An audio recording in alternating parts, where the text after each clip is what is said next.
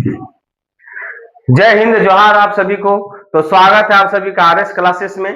और आज हम शुरुआत करेंगे सिविक्स की, अर्थात क्लास 10th के महत्वपूर्ण चैप्टर सत्ता की साझेदारी की एमसीक्यू सीरीज की, जहां पे हम मुख्य तौर पर लगभग 30 प्रश्नों की श्रृंखलाओं को हम जानेंगे। और यहां से हम जब तक सिविक्स से समाप्त नहीं होता तब तक मेरा एक पोर्शन बचा हुआ रह जाता है इकोनॉमिक्स का, फिर हम इकोनॉमिक्स की ओर चलेंगे, है ना। अभी हम आज से हम शुरू कर रहे हैं सिविक्स की, उसके बाद हम शुरुआत करेंगे इकोनॉमिक्स की। जब इसके पूरे एमसीक्यू सीरीज की श्रृंखला समाप्त हो जाएगी तो फिर हम शुरुआत करेंगे इकोनॉमिक्स की। तो चलिए शुरुआत करते हैं। सत्ता की साझेदारी के प्रथम प्रश्न से शुरुआत करते हैं। श्रीलंका में किस समुदाय की संख्या अधिक थी? तो सत्ता में यहाँ पे सिंहली की समुदाय ज्यादा थी, जबकि लगभग 74% था। हाँ, लगभग 71% सिंहली थे और लगभग 18% जो तमिल थे। देखिए लिखा हुआ है कि श्रीलंका में लगभग 74% सिंहली संख्या थी और 18% जो थी वो तमिलों की संख्या थी। अगला सवाल है हमारा कि श्रीलंका में, आपका अगला सवाल है, बेल्जियम में सरकार का मुखिया कैसे चुना जाता था? तो सरकार का मुखिया क्या बोलता है, संघीय संसद के दोनों सदनों से। अर्थात यहाँ जिस प्रकार से हमारा भारत में लोकसभा, मतलब क्या बोलते हैं, हमारे संसद में दो प्रकार के संविधान निर्माण की प्रक्रिया चलती है, एक लोकसभा से और दूसरी राज्यसभा से। जब कोई कानून लोकसभा से पारित होता है तो उसे राज्यसभा में भी पारित करना होता है, और अंतिम जो सिग्नेचर होता है वो राष्ट्रपति का होता है, जहां पे हमारे देश के लिए कानून का निर्माण तय हो जाता है और कानून बन जाती है। बोला बेल्जियम में प्रधानमंत्री का चुनाव संघीय संसद के दोनों सदनों, चैम्बर ऑफ रिप्रेजेंटेटिव और सीनेट के द्वारा चुना जाता था। सत्ता की साझेदारी शब्द का अर्थ क्या है ना।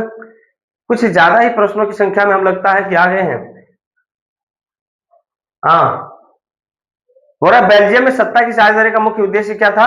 तो भाषाई तनाव को कम करना। अर्थात जो भाषा की लड़ाई थी बेल्जियम में, उसकी तनाव को कम करना था, क्योंकि कुछ लोग जो डच बोलते थे और कुछ लोग फ्रेंच बोलते थे, जिसके बीच में तनाव बनते रहता था। उसके तनाव को कम करने के लिए बेल्जियम में सत्ता की साझेदारी को बांट दिया गया। श्रीलंका में सिंहली प्रधानता की नीति का परिणाम क्या हुआ?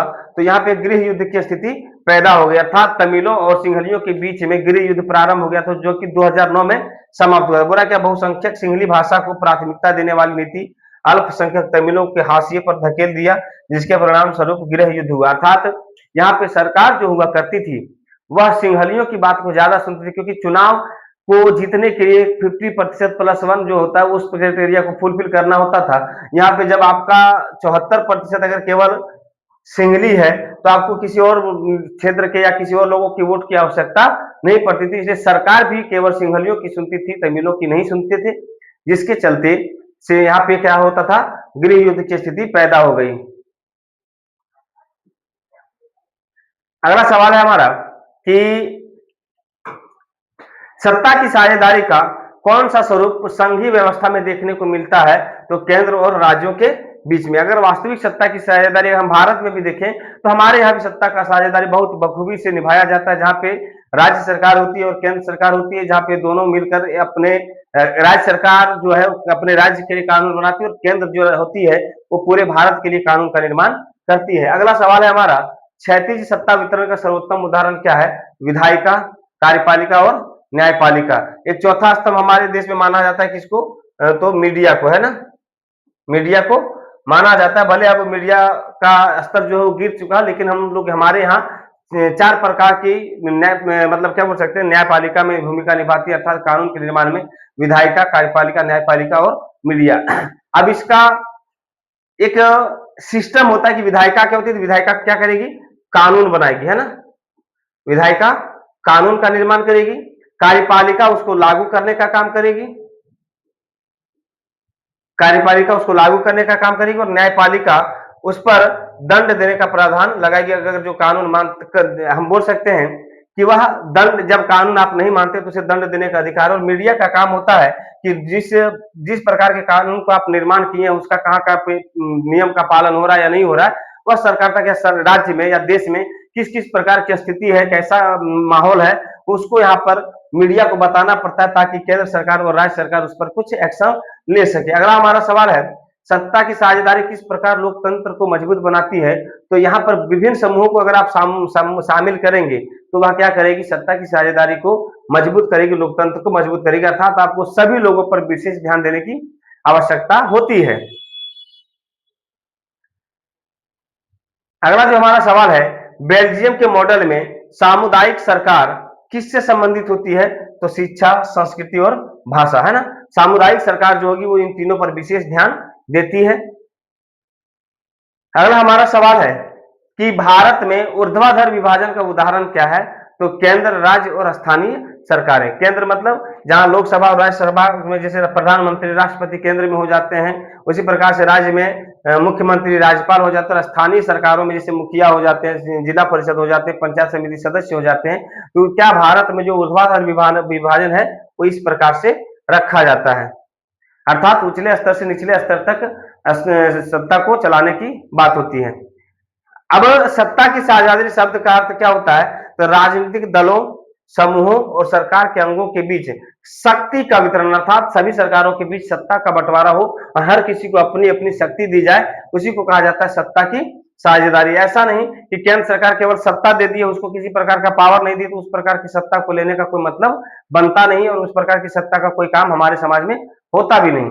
बोला श्रीलंका में सिंघली प्रधानता की नीति कब अपनाई गई, तो 1956 में सिंघली की प्रधानता को अपनाया गया था। बोला क्या कि 1956 में श्रीलंका सिंघली ओनली अधिनियम पारित किया गया, जिसने सिंघली को एकमात्र राजभाषा घोषित कर दिया, क्योंकि यहाँ पे सीधा जो कानून का नाम था सिंघली ओनली, अर्थात सिंघली को ज्यादा यहाँ पे महत्व दिया गया, वैल्यू दिया गया था, जिसके कारण यहाँ पे गृह युद्ध की स्थिति पनपना शुरू हो गई थी, तमिलों को दरकिनार किया गया था। बेल्जियम की राजधानी कहाँ है, तो ब्रुसेल से। कई बार एग्जाम में पूछा जाता है, इसलिए आपको ध्यान में रखना है। सत्ता के वितरण के कितने प्रमुख स्वरूप होते हैं, तो लगभग 4 होते हैं ना। कौन कौन सा, तो आपका जो सत्ता के स्वरूप 4 है, क्षैतिज, ऊर्ध्वाधर, सामुदायिक, राजनीतिक दलों के बीच में जो है सत्ता का बंटवारा किया जाता है ऊर्ध्वाधर तरीके से। बेल्जियम और श्रीलंका के बीच मुख्य अंतर क्या था, तो बेल्जियम ने सत्ता बांटी थी परंतु श्रीलंका ने सत्ता नहीं बांटी थी, इसलिए यहाँ पे क्या हम हमेशा बोलते हैं कि गृह युद्ध की स्थिति पनप चुकी थी, केवल यहाँ एक ही लोगों पर सत्ता का कब्जा होता था। तो यहाँ पर बेल्जियम ने सत्ता का बंटवारा किया था, जबकि श्रीलंका ने सत्ता का बंटवारा नहीं किया हुआ था। अगला सवाल है, क्षैतिज वितरण में शक्ति किस प्रकार बांटी जाती है, तो समान स्तर पर विभिन्न अंगों के बीच यहाँ पर शक्ति को बांटा जाता है। भारत में भाषाई राज्यों का गठन कब हुआ था, तो भारत में भाषाई राज्यों का गठन 1956 में हुआ था। बोला कि 1956 के राज्य पुनर्गठन अधिनियम ने भाषाई आधार पर राज्यों का गठन किया गया, जिसका सबसे बढ़िया उदाहरण है कि भाषा के आधार पर सबसे पहले अलग होने वाला राज्य हमारा आंध्र प्रदेश बनता है।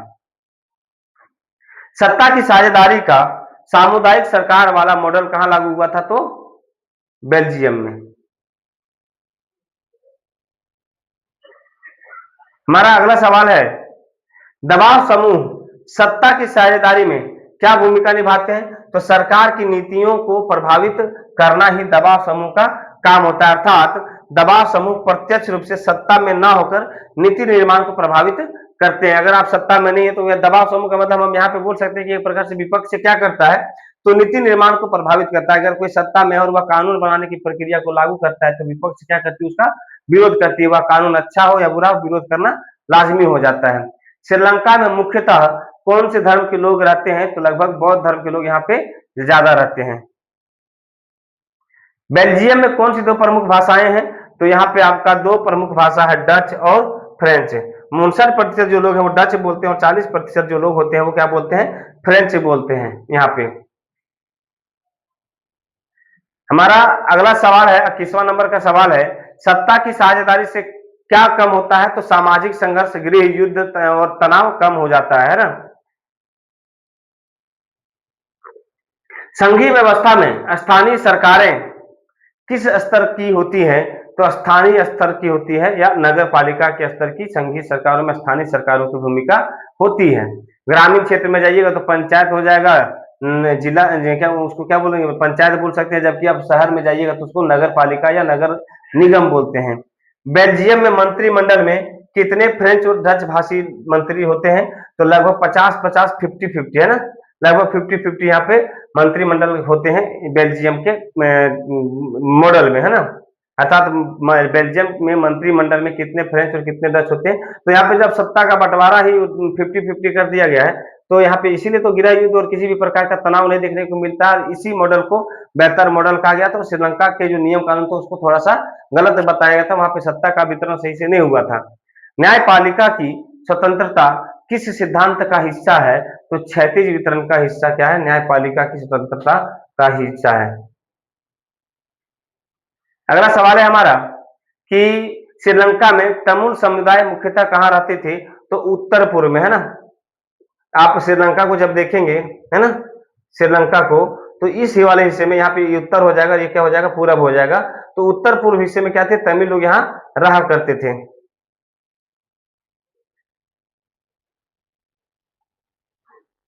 सत्ता की साझेदारी का आधार क्या होता है? तो विविधता और विभिन्नता को स्वीकार करना ही सत्ता की साझेदारी का आधार होता है।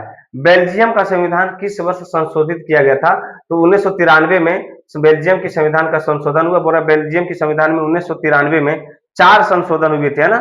चौथा बड़ा संशोधन हुआ जिसने संघीय ढांचा मजबूत किया था। जो 3 संशोधन तो हुआ था, लेकिन चौथा जो संशोधन हुआ जहां पे सत्ता का वितरण कर दिया गया था, सत्ता की साझेदारी कर दी गई थी। गठबंधन सरकार सत्ता की साझेदारी का कौन सा रूप होता है? तो वह होता है राजनीतिक दलों के बीच। अब यहाँ गठबंधन का मतलब ही वही होता है कि जब एक पार्टी या एक सरकार अपनी सरकार को बनाने में सक्षम नहीं हो पाती है, तो एक कई दूसरे पार्टी को अपने में शामिल कर कर उस क्राइटेरिया को फुलफिल करता है, जितना सत्ता का मतलब अर्थात जितनी आपको सीटों की जरूरत होती है उतनी सीटों का मान लिया जाए कि अगर भारत में बीजेपी, हम भारत की चर्चा नहीं कर रहे हैं, भारत में कहते हैं झारखंड की बीजेपी है और कांग्रेस है। झारखंड की अगर चर्चा करें तो बीजेपी है और कांग्रेस है। मान लिया जाए कि चुनाव होता है और यहाँ पे जो सीटों की संख्या कितनी है? तो 81 है।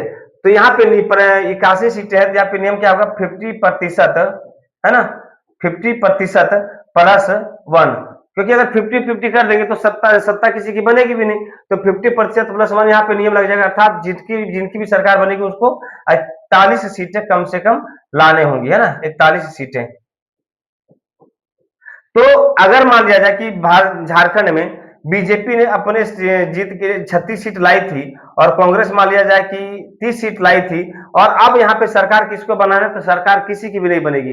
अब इसको फुलफिल करना होगा किस नियम को? 41 सीटों के नियम को पालन करना होगा। अर्थात मान लिया जाए कि उसके अलावा यहाँ पे अगर कोई पार्टी चुनाव लड़ी है, जैसे मान लेते हैं कि जेबीएम, अब तो जेबीएम नहीं रहा, लेकिन उदाहरण के तौर पर जेबीएम जो है वो अगर लाई है 10 सीट, तो अगर इसके साथ मिल जाती है तो इसी को कहा जाएगा गठबंधन। मतलब एक आदमी नहीं चल रहा है, शादी करना है तो एक आदमी की जरूरत नहीं पड़ती, 2 लोगों की जरूरत पड़ती है, तो वहां पे गठजोड़ होता है, अर्थात उसको उस नियम को पालन करने के लिए सरकार को गठबंधन की आवश्यकता पड़ती है। श्रीलंका के तमिल किस मांग को लेकर आंदोलन कर रहे थे? तो अलग देश की मांग को कर रहे थे, जिसे क्या बोलते हैं? तमिल इलम, जिसे कहा जाता है क्या? LTTE, liberation tigers of Tamil इलम, है ना। लिबरेशन टाइगर्स ऑफ तमिल इलम, अर्थात उन्होंने क्या किया था? एक नए देश की मांग कर दी थी लिट्टे के अंतर्गत। आज का मेरा आखिरी जो सवाल है, सत्ता की साझेदारी का अंतिम लक्ष्य क्या होता है? तो अस्थिरता, लोकतंत्र को मजबूत करना। किसी भी देश को मजबूत रखना है तो वहां पे सरकार की अस्थिरता होनी जरूरी है। अगर सरकार में ही अगर अंदरूनी लड़ाई होने लगे तो वहां पे अस्थिरता नहीं रहेगी, अस्थिरता आ जाएगी और लोकतंत्र क्या हो जाएगा? कमजोर हो जाएगा। तो अब हम इस अध्याय के प्रथम चैप्टर के 30 एमसीक्यू की सीरीज को आपके बीच में हम लाए थे। अब हमारा अगला जो चैप्टर है वो हम आपके बीच में प्रस्तुत करेंगे। तब तक आपको क्या करना है कि वीडियो को देखते समय आप अपना नाम और स्थान जरूर बताएंगे, और अगर आप मेरे नए चैनल में नए हैं तो थोड़ा सा सब्सक्राइब कर देंगे, शेयर कर देंगे, ताकि आपके ही ग्रुप के किसी और बच्चे का आपके माध्यम से थोड़ा भला हो जाए। ऐसा नहीं कि हमारे कहने से ही कई सारे वीडियो पड़े हुए, लेकिन हम प्रयास कर रहे हैं कि जैक बोर्ड का वीवीआई पोर्शन आ जाए, है ना, जैक बोर्ड का।